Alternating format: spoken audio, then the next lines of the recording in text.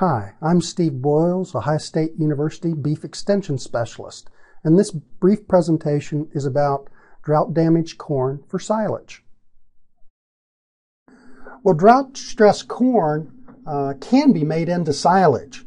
Now, this drought-stressed corn silage will be 85 to 95% the net energy value of normal corn. For example, short stalks with no ears has about 70% the energy value of normal corn silage.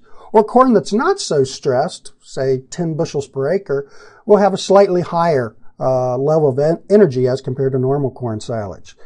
On perhaps good news, typically drought-damaged corn silage is higher in crude protein than normal corn silage.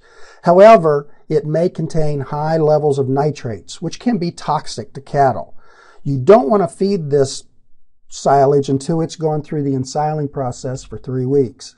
In normal corn silage, much of the protein is found in the grain. In drought-damaged corn, more of the protein is found in the plant. Now, this protein is more soluble in the rumen than protein found in corn grain. However, what we have is higher levels of nitrate. Now, nitrates is the primary form of nitrogen in soil.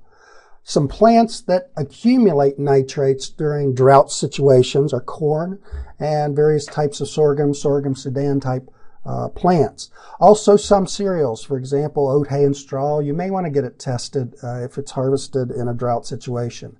Certainly weeds can be more prevalent in drought situations, and some of those do accumulate nitrates. Now, nitrates tend to accumulate in the bottom third of that plant. One option could be cut the plant at 10 to 12 inches of height, but certainly this is going to reduce tonnage. One option is, if it rains, consider waiting 3 to 5 days before you harvest the corn. The reason for that is nitrates take 3 to 4 days to be converted into protein.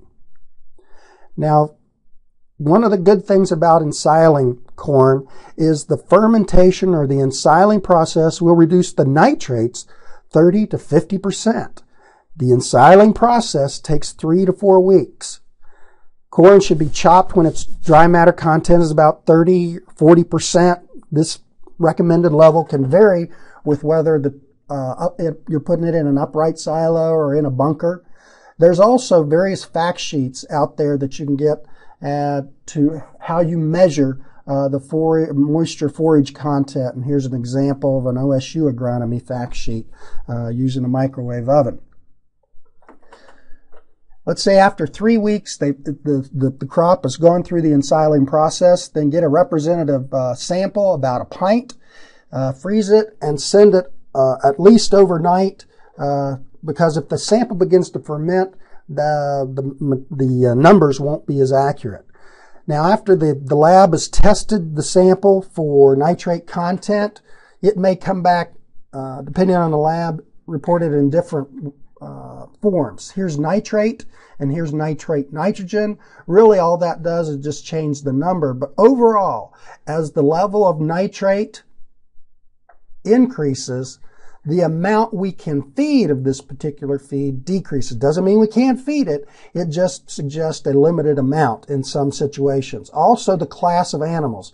Probably the animals that are most susceptible to this nitrate are pregnant animals. It could cause abortions. But once again, as nitrate increases, it just reduces the amount of this particular feed that we can feed. Now, these are in percent forage dry matter, this reporting form.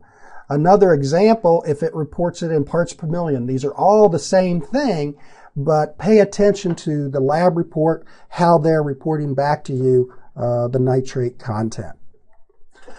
From a human health standpoint, be aware that some of this drought-damaged corn silage can be higher in nitrogen dioxide, which is toxic to livestock and to humans. So stay out of the silo if possible for at least 1, perhaps even 3 weeks after filling. Keep the doors closed between silos and the barns. Remember, this gas is heavier than air. If you have to go into the silo, run the blower 15 to 20 minutes before going in to a partially filled silo. And keep the blower running while anyone is in the silo. And you have to think about if somebody succumbs to those gases, how you're going to get them out of there. Is it a rope, or are you using gas masks, that sort of thing? Be alert to odors. Also fumes. If you see reddish or brown, yellowish brown fumes, you want to use caution. If you experience the slightest throat irritation or coughing, you need to go see a doctor. We do get questions about corn for hay in a drought situation.